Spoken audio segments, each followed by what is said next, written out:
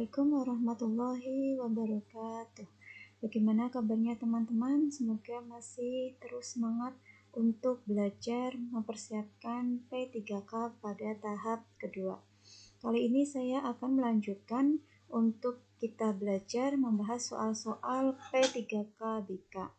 Tapi saya akan menyampaikan link kuis, jadi sebelum teman-teman nanti melanjutkan untuk menjawab pertanyaan-pertanyaan, teman-teman bisa membuka link kuis yang akan saya berikan di deskripsi untuk mengukur seberapa pemahaman teman-teman mengenai soal-soal P3K BK. Jadi nanti insya Allah kedepannya saya akan sering memberikan untuk link-link soal yang dalam bentuk kuis, sehingga teman-teman lebih terbiasa dalam mengerjakan soal-soal dalam waktu gitu. Jadi untuk mengerjakan soal nanti ketika pas hari H, teman-teman sudah terbiasa mengerjakan dengan waktu, sehingga teman-teman saat mengerjakan diberikan kemudahan dan lancar dalam menjawab pertanyaan-pertanyaan. Nah, sekarang kita bahas dulu ya. Jadi untuk linknya itu nanti akan saya taruh di deskripsi, teman-teman bisa mengklik kemudian memulai untuk mengerjakan dulu sebelum mengikuti pembahasan yang saya sampaikan. Kita ke soal nomor 1. Belajar dapat dilakukan dengan mengamati apa yang dilakukan oleh orang lain atau lingkungan sekitar. Pernyataan tersebut sesuai dengan konsep dari teori A. Classical conditioning, B. Vicarious learning, C. Konstruktivisme sosial, D. Modeling. Jawaban yang tepat adalah yang B, yaitu vicarious learning. Jadi vicarious learning itu dapat disebut juga dengan observational learning.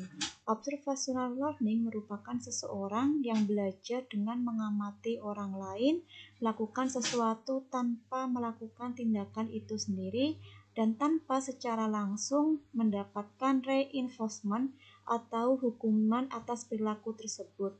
Belajar melalui pengamatan merupakan situasi-situasi sosial yang dialami oleh manusia dengan melakukan pengamatan terhadap perilaku orang lain sebagai proses belajar paling cepat. Belajar melalui pengamatan merupakan seseorang yang berada dalam situasi sosial melakukan proses belajar yang paling cepat dengan pengamatan terhadap perilaku orang lain. Nah, sekarang kita lanjut ke soal berikutnya.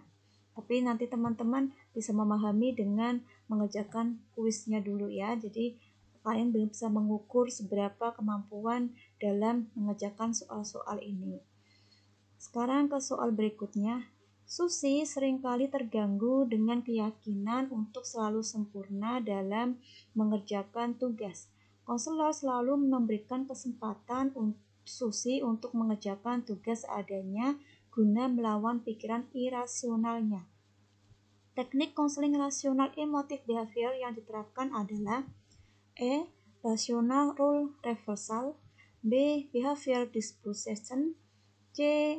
Role playing, C. Exposure. Jawaban yang benar adalah yang B. Jadi apa itu behavioral dispute atau risk taking? Yaitu memberikan kesempatan kepada konseli untuk mengalami kejadian menyebabkan berpikir irasional dan melawan keyakinan tersebut. Jadi contohnya itu adalah bila konseli memiliki keyakinan bahwa ia harus sempurna mengerjakan tugas, maka konseli diminta untuk mengerjakan tugas seadanya. Nah, kita lanjutkan ke soal berikutnya. Saat anak menangis menjerit-jerit diabaikan. Setelah anak diam menangisnya selama 10 detik sampai 20 detik, 1 menit lalu diberi penguatan positif. Teknik konseling perilaku yang digunakan tersebut merupakan A. Reinforcement, B. Punishment, C. Timeout, D. Extinction.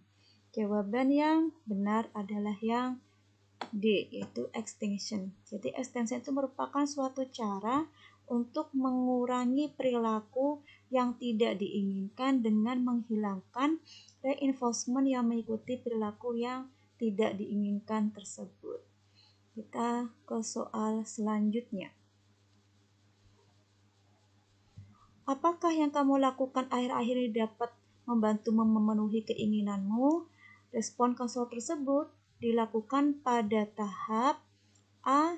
Eksplorasi kebutuhan dan keinginan, B. Eksplorasi arah dan tindakan, C. Evaluasi diri, D.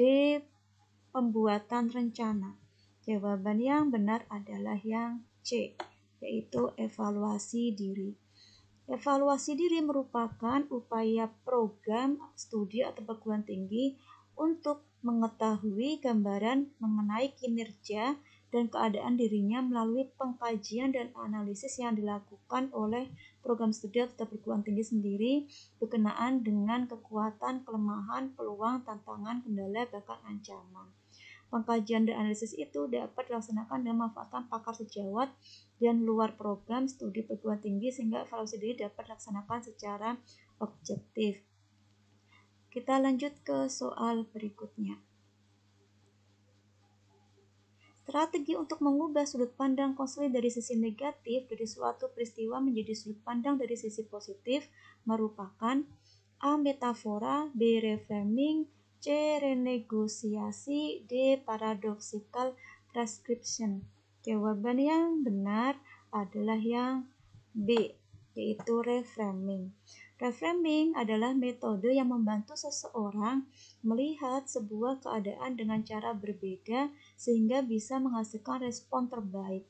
Dan reframing itu merupakan teknik membingkai ulang suatu peristiwa dengan sudut pandang yang lebih positif. Teknik ini bermain di area persepsi seseorang untuk mengubah emosi dan perilaku negatif. Kita ke soal yang terakhir. Ketika seseorang makan, masih mempertimbangkan rumah makan atau restoran bermerek. Kondisi tersebut menunjukkan pemenuhan kebutuhan A. Power, B. Survive, C. Love and Belonging, D. Fun. Jawaban yang benar adalah yang A, yaitu power. Jadi power, perusahaan atau kekuatan itu merupakan kebutuhan khusus manusia, termasuk keinginan berprestasi, kesuksesan, pengakuan, penghormatan, dan didengar. Jadi untuk 6 soal ini teman-teman bisa mencoba mengikuti kuisnya dulu untuk mengukur kemampuan teman-teman dalam memahami soal-soal BK. Semoga yang saya sampaikan bermanfaat. Wassalamualaikum warahmatullahi wabarakatuh.